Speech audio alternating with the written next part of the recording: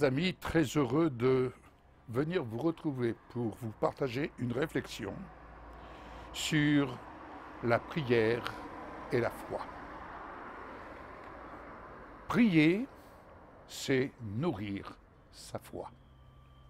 Jésus se retirait sur la montagne pour prier. Il se retirait pour être dans la présence de son Père.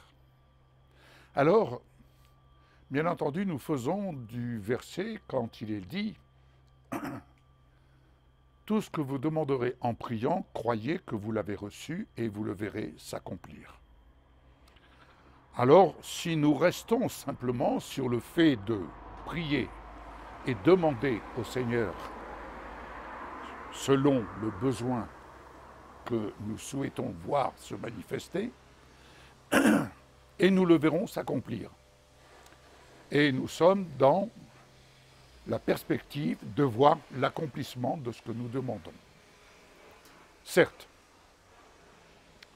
mais j'aimerais vous partager sur un autre volet. Prier, c'est nourrir sa foi. Prier, c'est alimenter notre foi. Prier, c'est se préparer à exercer sa foi. Prier, c'est aller de degré en degré en demeurant attaché, ancré dans la parole. Prier, c'est exercer notre esprit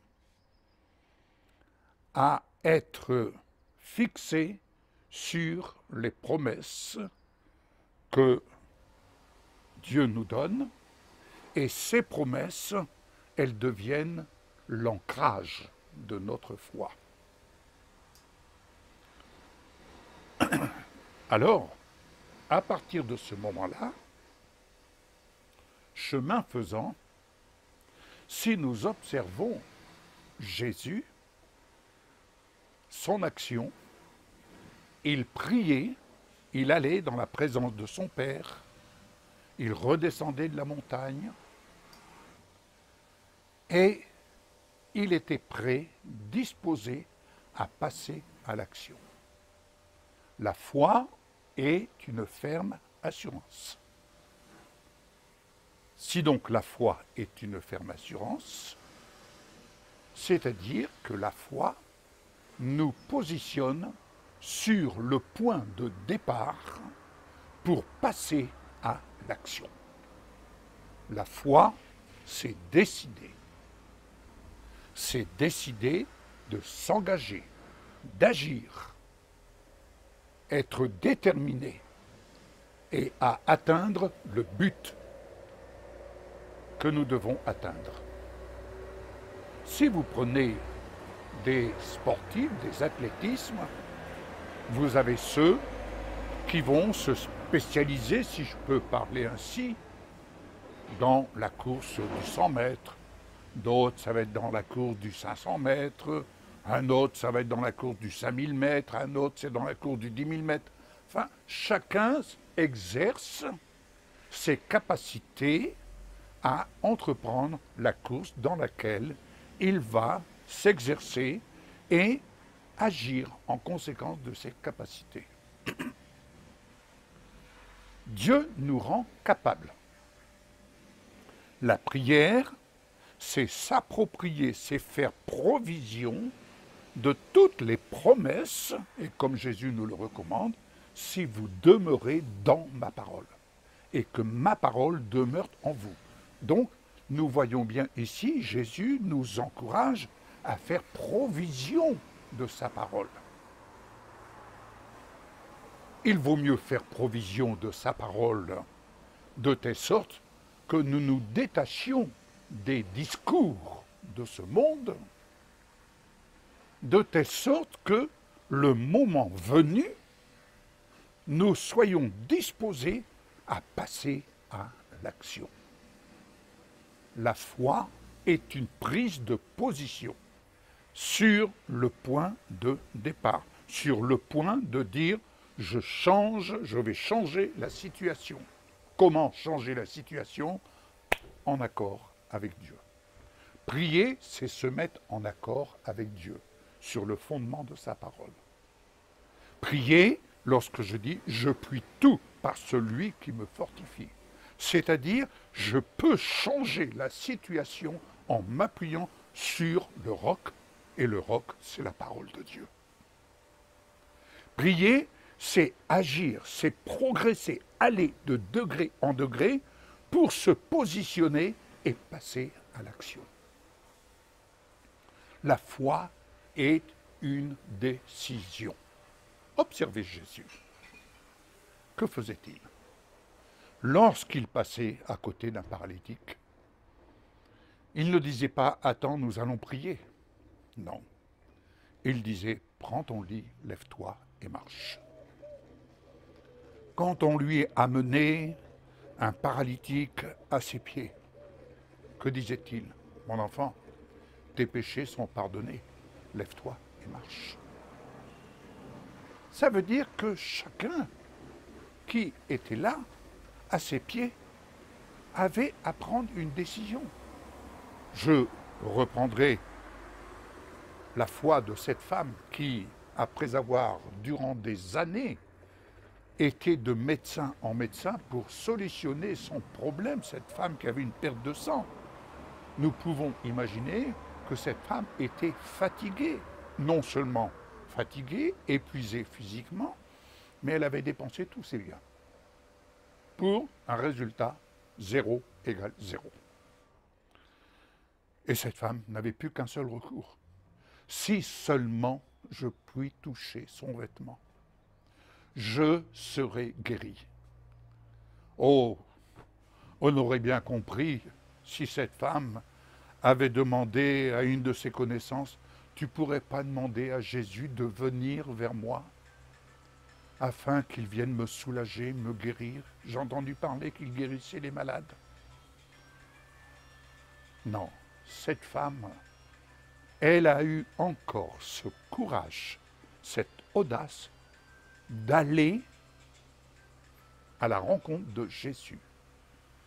Et en allant à la rencontre de Jésus, certainement que cette parole, je puis tout par celui qui me fortifie. Je puis tout par celui qui me fortifie. Je peux y arriver. Je peux changer la chose. Je peux changer la situation. Je peux changer si seulement je peux toucher son vêtement. Le but pour elle, c'était de toucher le vêtement de Jésus. Le but pour cette femme, ce n'était pas de lui donner des explications. Tu sais, Seigneur Jésus, j'ai été voir des médecins, voilà ma situation, et d'expliquer en long et en large. Non, vous savez, la foi, c'est aller à l'essentiel. La foi, ce n'est pas tant de faire des discours. La prière, ce n'est pas tant de faire des discours, des prières à rallonge. La prière est une action qui prépare notre foi à passer à l'action. Prier, c'est prendre possession des promesses et se les approprier. Je puis tout par celui qui me fortifie. Je puis tout par celui qui me fortifie. Seigneur Jésus, avec toi, je marche sur les œuvres de ténèbres. Je peux passer à l'action. Je peux faire ce que tu dis que je peux faire. Je suis celui que tu dis que je suis en toi. C'est pas essayer de se convaincre. C'est pas se forcer, se forger à se convaincre. C'est croire et ce que je crois, je le confesse. Prier, c'est nourrir sa foi. Mais en vue de quoi? On peut nourrir notre foi tous les jours. Chaque jour, je peux nourrir ma foi.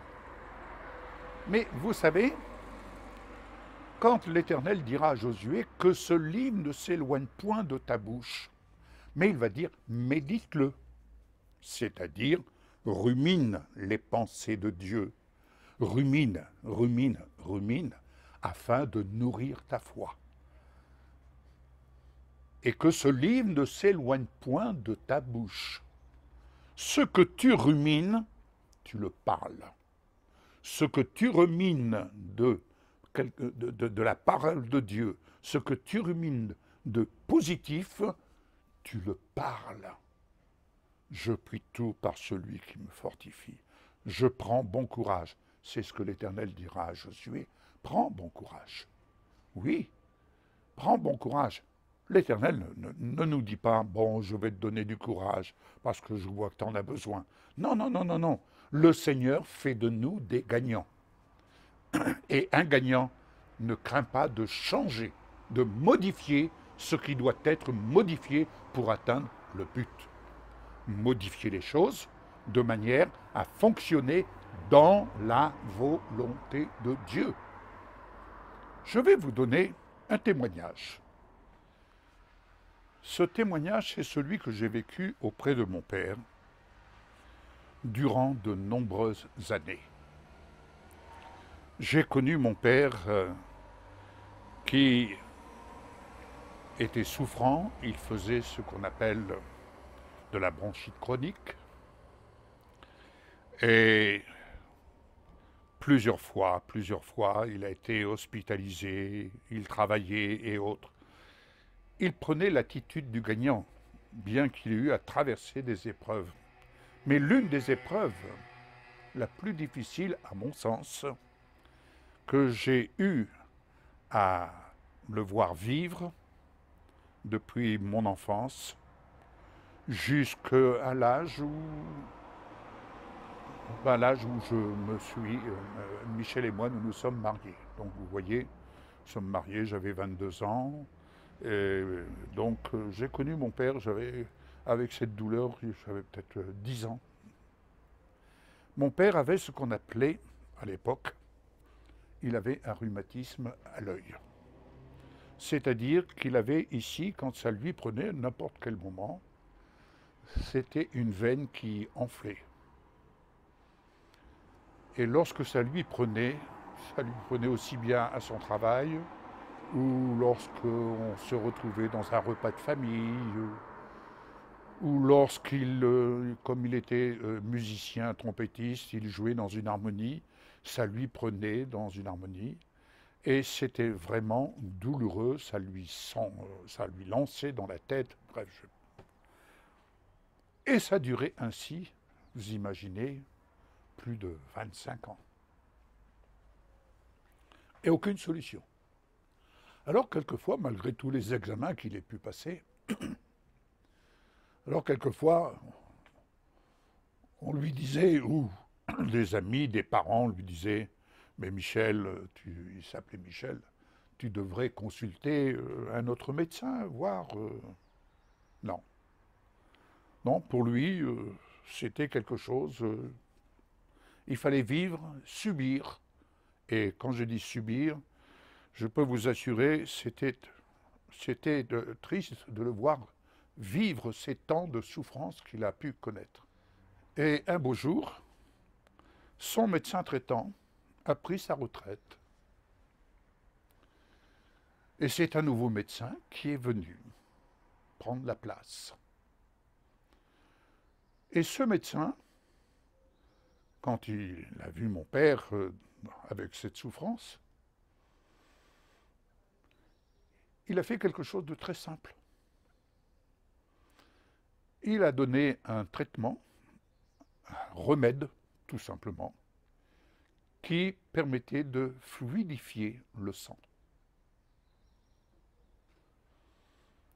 Mon père n'a plus jamais eu de douleur. Est-ce que vous comprenez?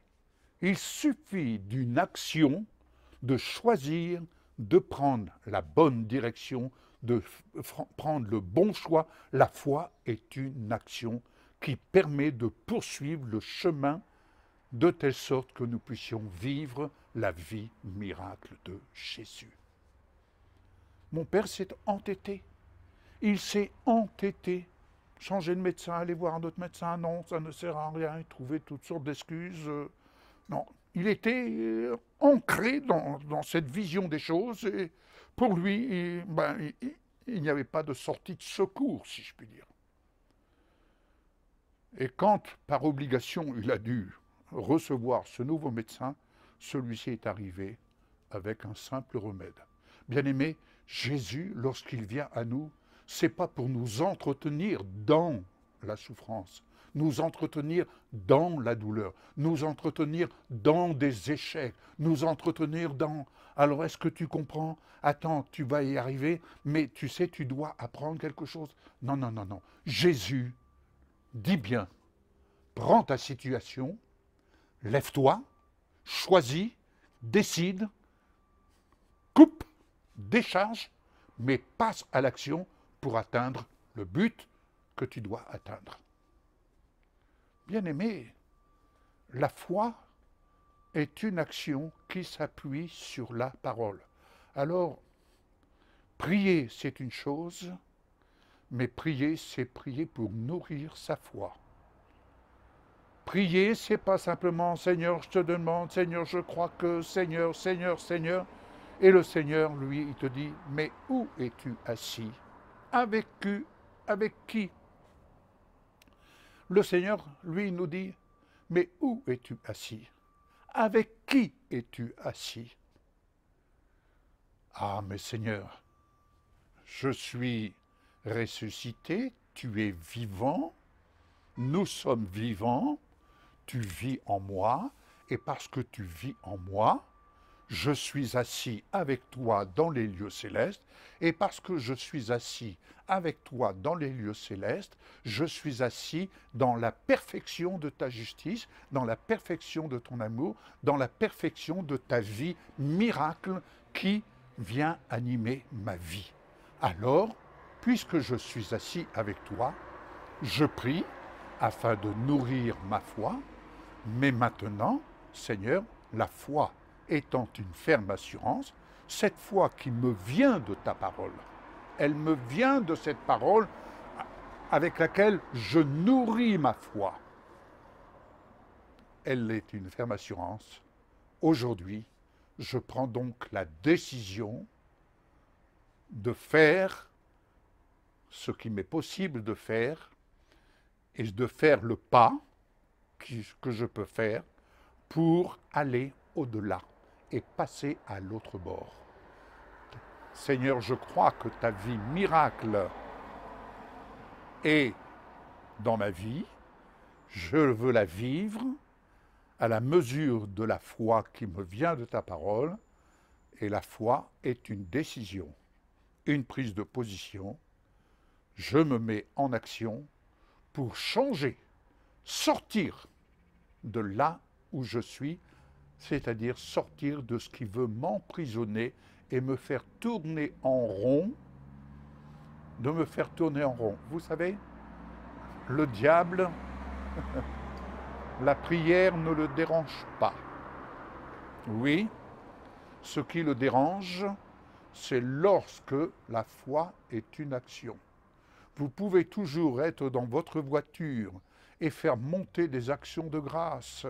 Vraiment, ah, merci pour cette belle voiture que tu m'as donnée. Qu'est-ce qu'on est bien dans cette voiture. Merci pour toutes les options. Merci pour tout cela.